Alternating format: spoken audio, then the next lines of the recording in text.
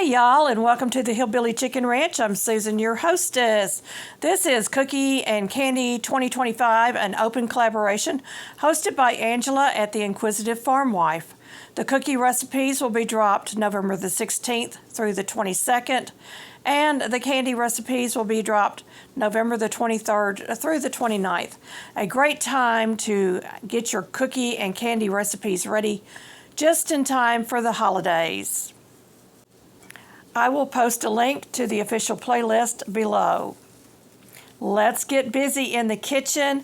Today's recipe is from my mom, and I'm so excited to share with you. I have a written copy of her handwriting, thanks to my sister, who was smart enough to get her to write down some of her recipes. This recipe is called Johnny Cakes. It is not to be confused with the Johnny Cakes that contain cornmeal. It is an exclusive family recipe from the Depression and World War II era. There is no eggs or milk in this recipe. It calls for 1 cup of sugar, 1 cup of molasses, sorghum, 1 cup of hot water, 1 teaspoon of baking soda, 3 tablespoons of cocoa, 1 tablespoon of vanilla flavor, 1 cup of butter, or you can use oleo or margarine, the sticks. You want to mix the first 7 ingredients together and add about 6 cups of self-rising flour to make a stiff dough. You're going to shape this any way you like, or you can make them with cookie cutters, or you can use a biscuit cutter. 325 degrees Fahrenheit for 18 to 20 minutes. And the reason I use a lower temperature is because of the sugar content, so that the cookies do not burn. You can also frost these with chocolate or vanilla made with powdered sugar. You will need extra flour for rolling and dipping the cookie cutter in, and I used about 3 cups. You want to allow the cookies to cool 10 minutes on the cookie sheet before you remove them to a cookie cooling rack. Completely cool before you ice. Store them in a covered container. Allow the icing to harden before storing. The ingredients are 1 cup of sugar, 1 cup of molasses, and she recommended the sorghum. So I've got that. I'm going to go ahead and get that poured up.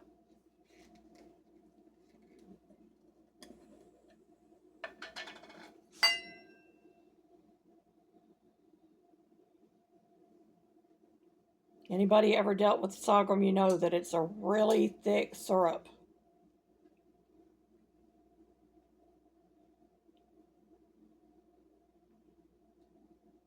Sorghum would have been readily available to those in the Great Depression, and also those during World War II, because sugar was one of those things that they couldn't get their hands on very much of. So they would substitute sorghum or honey in a lot of recipes.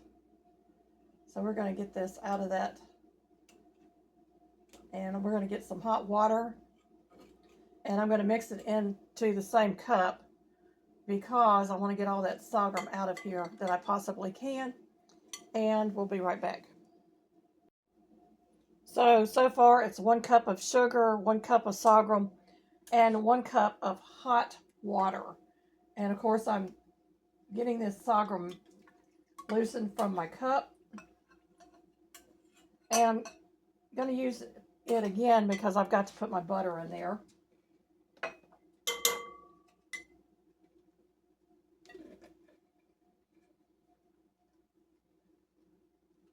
So I'm going to go ahead and move that out of my way. It calls for 3 tablespoons of cocoa. I'm using a Dutch cocoa.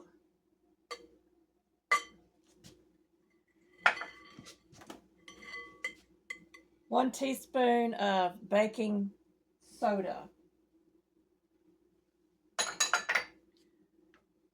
1 tablespoon of vanilla extract. And of course they used vanilla flavoring back in the day because it was so expensive to get the extract as well. I'm just going to give that a little stir.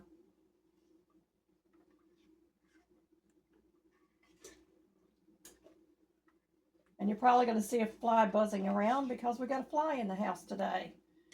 The weather's kind of nice outside. They're coming in, trying to escape this cold weather that is coming.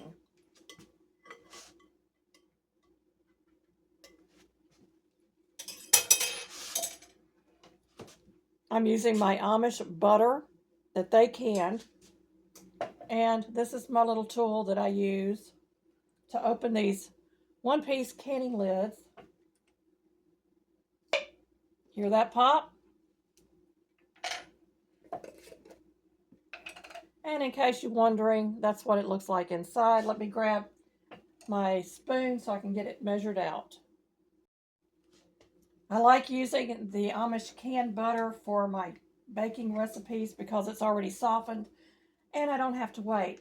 But Mother's recipe calls for 1 cup of butter, margarine, or oleo.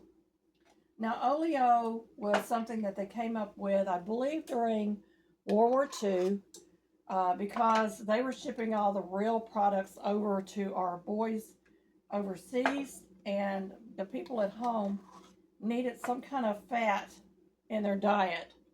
And so they would take lard and they would mix this little yellow pill in there that came inside the package to make it look like butter. And that was called oleo. So we've got 1 cup.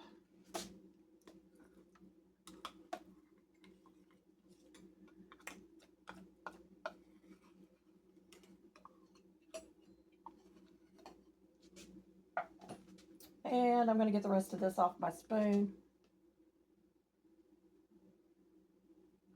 And we're going to get this mixed together. It's going to get loud, folks.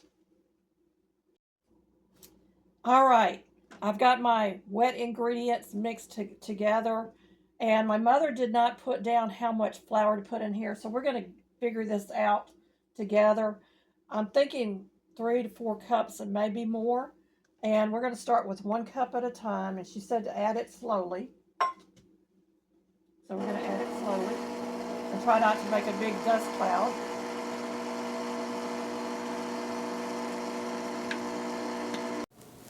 So for the flour, I have used a total of 6 cups to get a stiff dough.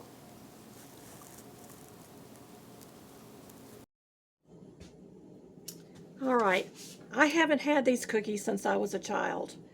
And my mom had Alzheimer's, so I'm so thankful that my sister had enough forethought to ask Mother to write down some of her favorite recipes for us to have later on in life. So I've got some flour out here, about a cup on this board, because I still need to add flour to this. This is quite thick, and I'm going to do it a little bit at a time and work some flour into it, get my cookies cut out. And I'm covering it over here because I do have some house flies, so I want to keep it covered up. And I've got my cookie cutter sitting here. Mother used a biscuit cutter, but you can use any kind of cookie cutter that you want with this dough. And I think it's going to be a delicious cookie. So we're going to work in some more of that flour. We still want it pliable, but we don't want it where we can't handle it. You know, if it gets too stiff, we can't handle it. So we want it a little bit on the pliable side. So I think I'm going to start there. We're going to get our old rolling pin going here. I've got my oven preheated to 325 degrees. And I'm going to be putting these on a parchment lined cookie sheet. Now my mother would have probably greased a cookie sheet, knowing her. She never made cookies without some kind of grease on the cookie sheet. So these are cut rather thin. I'm going to show you. Very, very thin. You can cut them a little thicker if you want them thicker. But she said she got about 100 cookies out of one batch. Of course, I'm not going to be able to bake all of them in one sitting, but I think you can put this in the refrigerator and refrigerate that dough and do a little at a time. Because of the sugar content, I wouldn't freeze the dough, and I definitely wouldn't make the cookies ahead and freeze them.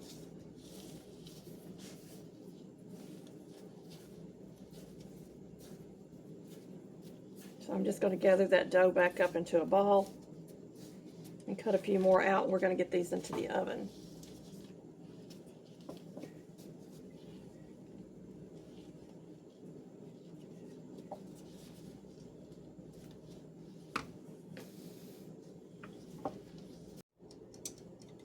To this, you're going to add 2 to 3 tablespoons of light corn syrup or Karo syrup. You want the light syrup.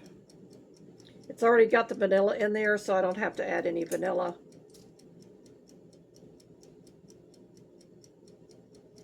I'm just going to add 2.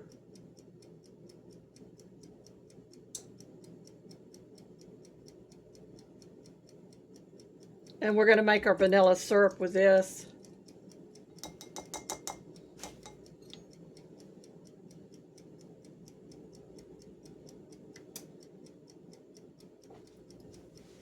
And I'm going to add some cold water. 1 tablespoon at a time. I'm going to get a fork and we're going to mix this.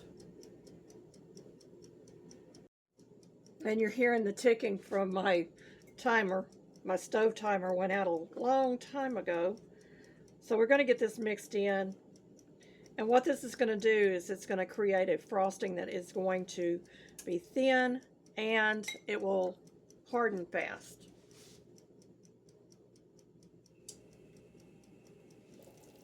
So add another tablespoon in there. We're starting to see a frosting.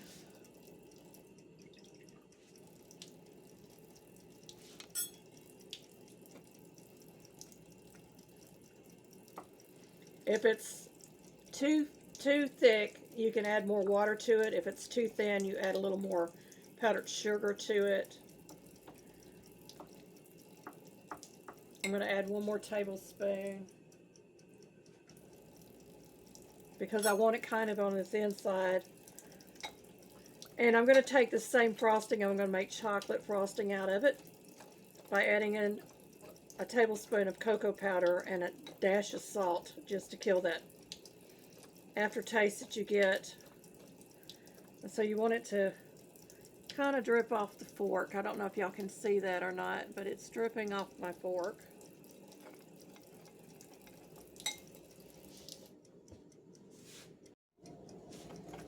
So I'm just going to mix this cocoa in here.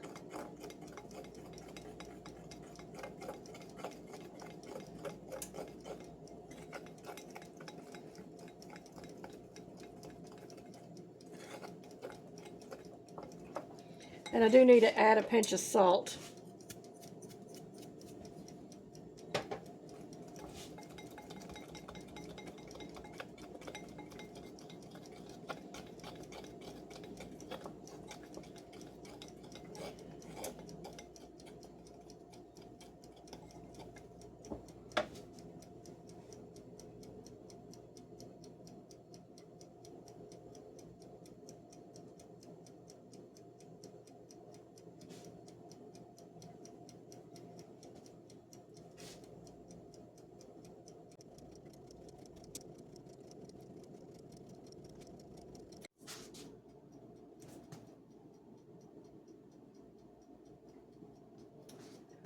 We're going to pretend that these are dry already, but they will have a little sheen to them because of the Karo in there.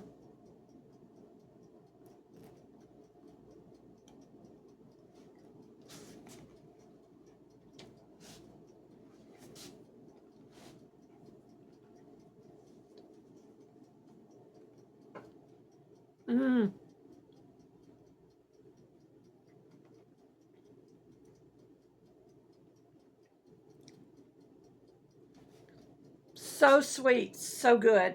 Crunchy, chewy, yummy.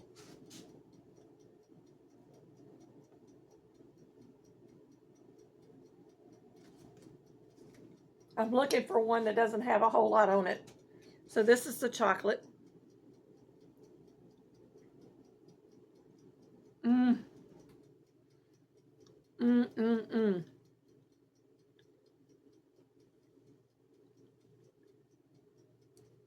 If you cut them a little thicker, they're chewy and soft. If you cut them thinner, they're going to be crispy and chewy. But they're both delicious.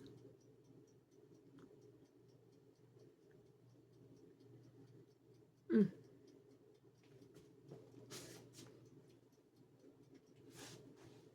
One other thing you can do before you bake them is just to dip them in some sugar if you don't want to go through this step. My other cookies are ready. Mama's Johnny Cakes. Yum, yum. Thank you, Angela, for creating this collaboration of cookies and candy 2025. Y'all make sure that you check out the playlist below. It is an open collaboration. If you're a content creator, you can jump on board. Just make sure you're tagging Angela and using the hashtag so that she can get you attached to the official playlist and give you a shout out. Be blessed, everybody. Here's some content I think you might like. Thank you for visiting our homestead. Don't forget to like, subscribe, comment, hype, and share to help our small channel grow.